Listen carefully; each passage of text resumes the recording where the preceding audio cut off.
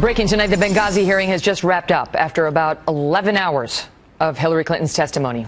In her discussions of this attack, Hillary Clinton has repeatedly called Ambassador Chris Stevens, who gave his life in Libya, a quote friend of hers. But on numerous occasions during her testimony today, Mrs. Clinton sounded a different note when it came to the ambassador. Our chief intelligence correspondent, Catherine Herridge, is live for us tonight with more. Catherine? Thank you, Megyn. Mrs. Clinton said Ambassador Stevens knew the risks, accepted the risks, and if he felt security was so poor, he knew how to get her. Chris Stevens had an opportunity to reach me directly anytime he thought there was something of importance. The people with whom he worked, the people who were around him and with him, they very well understood the dangers that they were confronting.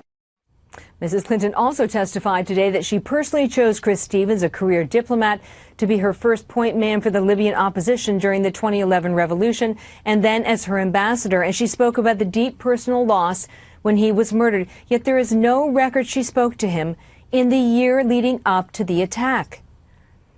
Did you ever personally speak to him after you swore him in May? Yes or no, please? Yes, I believe I did. But when was that? I don't recall. Because there are no call logs with him. We have no record that you had any conversations with the ambassador after you swore him in and before he died, and you were his boss. Mrs. Clinton also testified that every possible step was taken to help the Americans in Benghazi that night. But at that time of the attack, Mrs. Clinton had very limited communication with the president and his senior military advisors who were responsible for any attempted rescue.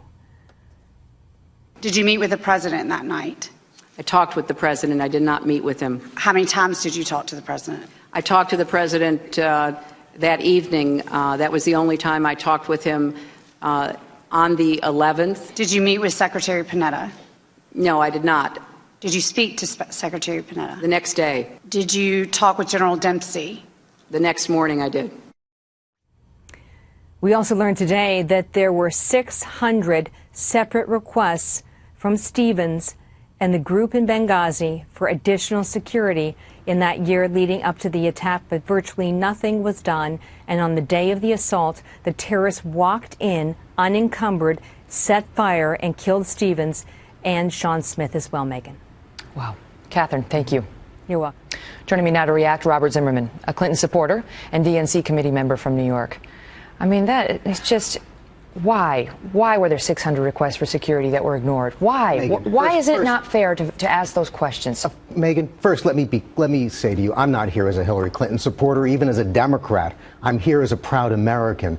And I think, like, the polls show an overwhelming number of our fellow citizens, along with Republicans in Congress, are just appalled by the partisan posturing of this committee and the partisan manipulation. Even Chairman Gowdy's own handpicked investigator, a major in the Air Force, condemned this committee for their partisan manipulation. All right, let me stop you there. Let's assume, for the purposes of this discussion, you're completely right, that this has been partisan from the beginning, that Trey Gowdy wants to hurt Hillary Clinton's poll numbers. He denies that. Kevin McCarthy said something that certainly suggested it was true in his view. Sure. But I'll give you that for the purposes of this discussion. How do you explain this email? All the investigations that preceded this, they didn't have this. She didn't turn it over. And after years of telling us, that it was about a video, and now we see on the night in question, it wasn't like she was just writing in her diary to the Egyptian prime minister.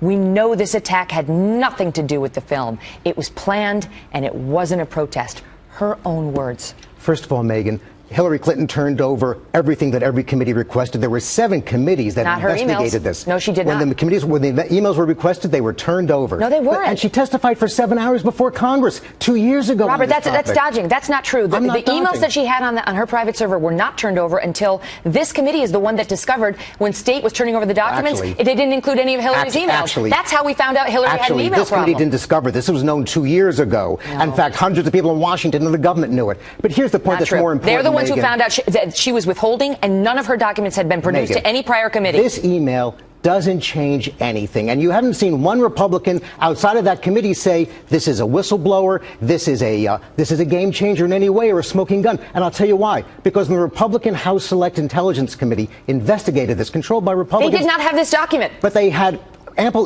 please, Megyn, they had all the information that confirmed that there was a complete confusion as to what was happening. They didn't have this document. I don't care what the Republicans say. I'm telling you as a lawyer, this is an admission that is directly contrary to what she was representing to the families and to the public. Then would you say to the FBI and the CIA that at first thought it was a video, then saw it was an attack? Would you say that they were also violating the law? Would you say they were? I mean, think about the number. I'm not accusing her of a legal violation. I'm telling you I know an admission when I hear one. Well, no. And this is a statement in writing by her that is directly contrary to everything she said. Megyn, and when she was pressed by Jim Jordan on it today, she said, well, look, by September 18th, the intelligence assessment had changed.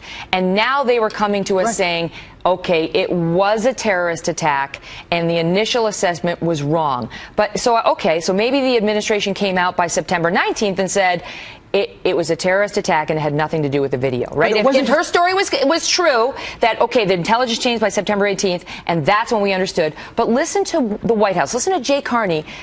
After she claims they now knew it was a terrorist attack and had nothing to do with the video. Listen. No matter how offensive such a video is, there is no justification for violence. There is no justification for attacking and killing innocent people. In this case, in Benghazi, innocent Americans, including an ambassador who had done so much to help the Libyan people.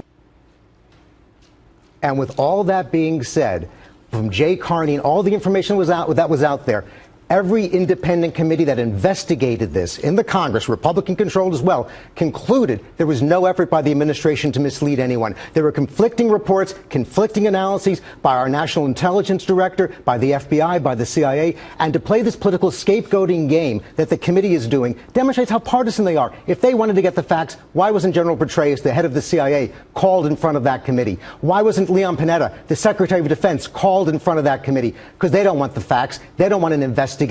They want to play a partisan game. And don't take my word for it. You can listen to the Republicans serving Congress with Trey Gowdy who've confirmed that. And by the way, when Trey Gowdy was asked by Chris Wallace on Fox News what was the relevance of all these emails when the whole email story blew up, he said, not much of anything. Well, so that puts it in perspective as to how irrelevant that is. We've ever seen that document. I don't know whether Trey Gowdy has seen it or not. But it doesn't change any of the facts, and there's not one Republican not serving on that committee who said that. It doesn't change the facts. It only confirms that she knew facts different than the ones that she was publicly representing. It confirms what she said from the beginning. The intelligence changed. Great to see you. Good to be with you.